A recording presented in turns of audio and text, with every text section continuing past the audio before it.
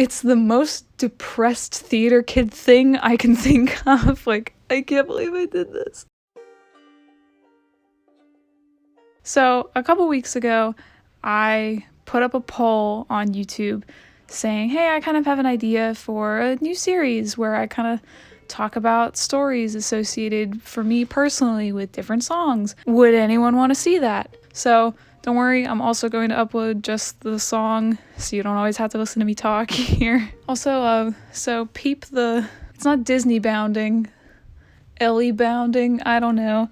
I try to look kind of like Ellie in the reveal trailer for Last of Us 2. I also wanted to use that as an excuse to not wear makeup today and be like, hey, well, they wouldn't worry about makeup in the zombie apocalypse. But also, I worked from home today, and I just didn't feel like putting on makeup today, so here we are. Welcome to the first of hopefully many of sort of these storytime songs, I guess, is the kind of the working title for now. You know, everyone has those songs where you just immediately, you hear it and you're back, and you totally associate that song with something. As you could tell from the title, this song is Through the Valley, originally by Sean James, but as kind of done by Ashley Johnson in The Last of Us Part 2 reveal trailer. Like anyone who loves The Last of Us, I could easily just tell the story of like where I was the first time I saw the reveal trailer. Honestly, I don't even really remember where I was when I first saw the trailer. I think I was walking down the street and like watching it on my phone and freaking out over it then. So, let's go back a few years. I am in New York City in college.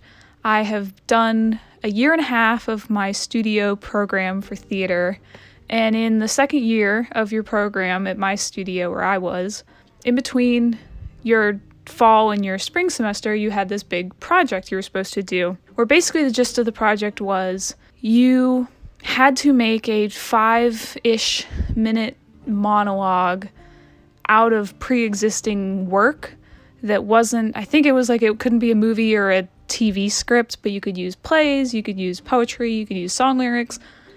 Pretty much anything else was fair game.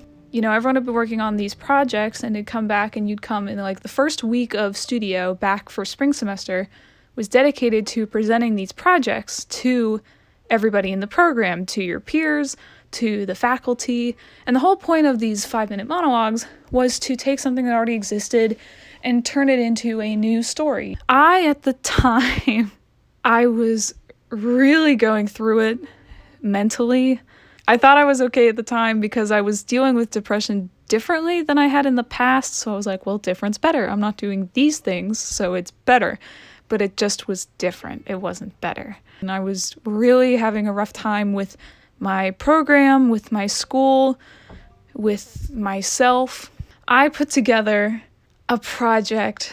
It's so cringy. I can't believe I did this and like unironically did it in front of people with my whole heart. But I basically put together this thing that was like mourning the death of childhood and like moving into adulthood. It was a really bleak look at becoming an adult. I think I used like 2 scenes from plays, or like one play and a monologue. And then I used bits of script from the first Last of Us game. And then I used Through the Valley. The setup of my project basically was, it began as me as kind of kid me talking about being a kid, you know, naive, innocent, whatever. And we had, you know, like lights and kind of sound. We were just in like a little black box theater that was like a room. We didn't have, you know, a ton, but we had stuff. It was set up like a performance.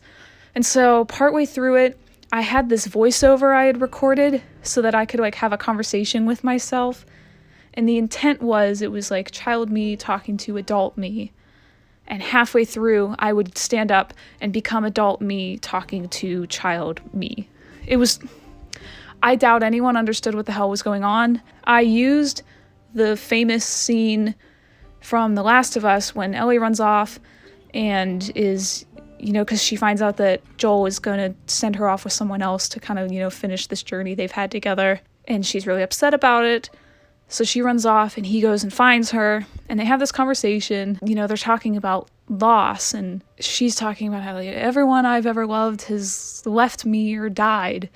And he's like, you have no idea what loss is. And so you can kind of get, I think I was saying you have no idea what loss is, to the kid version of me by that point.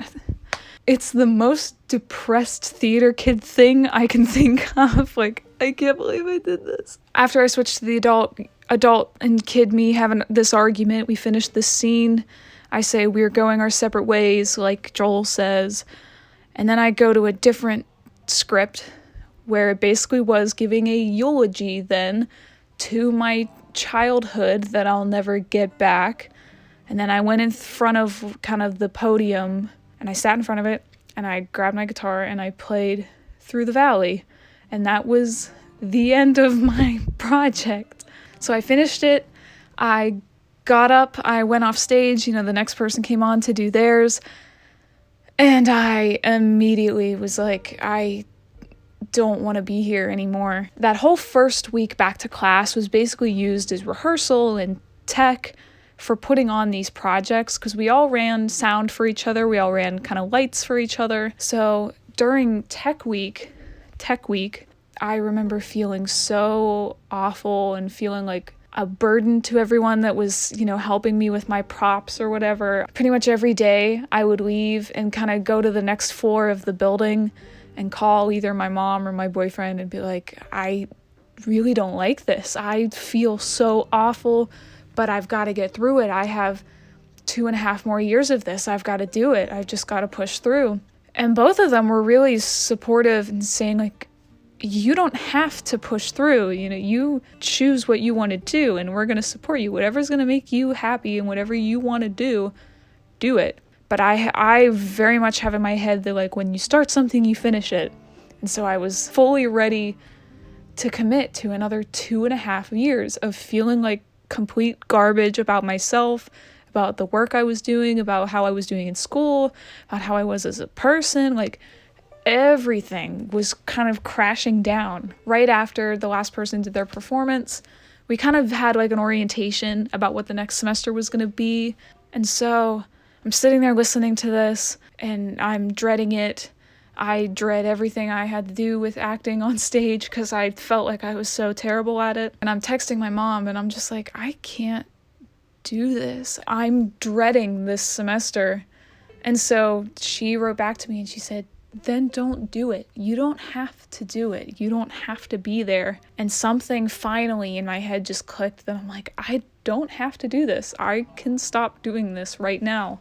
And that's totally fine. I don't know, immediately after I did this performance, I was like, I'm done. That's all I needed to do here. The second orientation ended, I went to the office of who was essentially the dean of the studio. And I said, I don't want to be here anymore. So I left studio without a word. I ended up signing up for Intro to Marketing, which eventually became my major I graduated with. And I signed up for like a history of pirates class. It was so nice to have a break from theater, not performing every second and feeling shitty about every performance I did. A week after I did my performance, I had planned before then to meet with one of my teachers from studio to talk about kind of like how to deal with these feelings of just feeling terrible in studio, how to get better, what to do.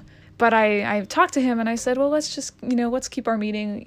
I can say goodbye to you. So we met and we talked about kind of my future plans, what I was thinking of doing. I was thinking of changing majors, changing schools, leaving New York entirely, which is ultimately what I did. But I met with this teacher. I asked him about, what did you think of my project? Like, how did I do? And he told me that it was the single most despondent project he had ever seen. And if you know anything about depressed theater kids in New York, being the saddest thing to come out of a depressed theater kid in New York is an incredibly sad achievement that really demonstrates what a just terrible place I was in at the time. That song, I think, was just a giant turning point in my life that I did this song, and it was just that click in my head that it's like, okay, you did what you came here to do. You don't have to do anymore. And while it was really anxiety inducing at the time, where I didn't know exactly what I was going to do, and I think a lot of it I just really owe to this song, and I actually haven't sung it since then. So when I hear and when I sing Through the Valley, it's always going to have that connection to me of one very sad, anxious, confused girl pouring her heart out for kind of the first time in front of people and deciding that that's enough. It really was just a gigantic turning point in my life. So thank you to the people who made The Last of Us for showing me this song, I guess. I had a really good time singing the full song for this video, and I really hope you enjoy it.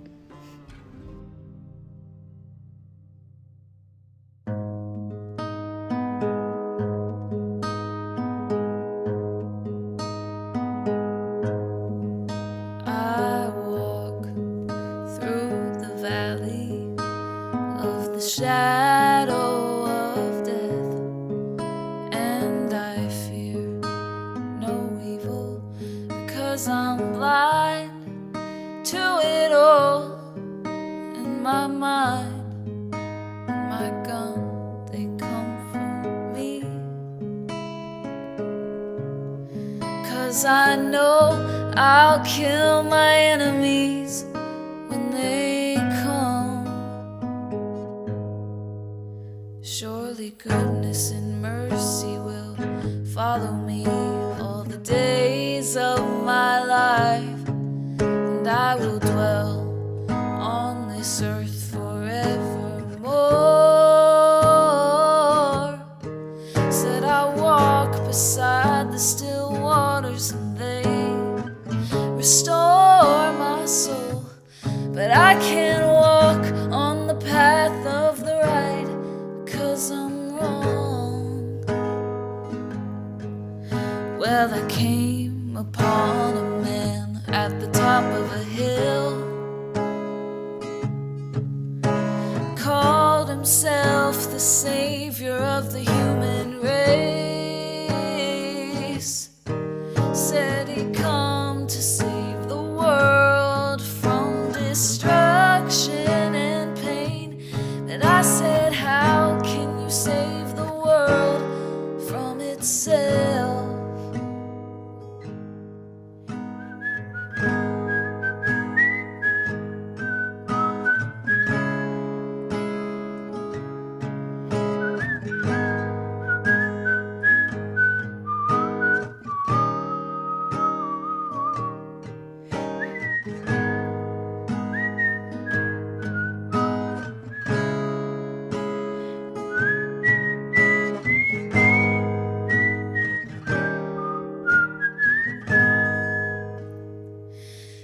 I walk through the valley of the shadow of death, and I fear no evil, because I'm blind.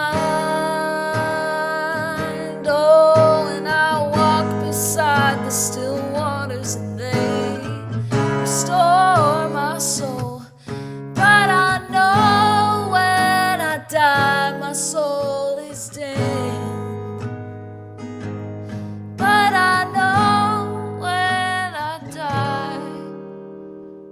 So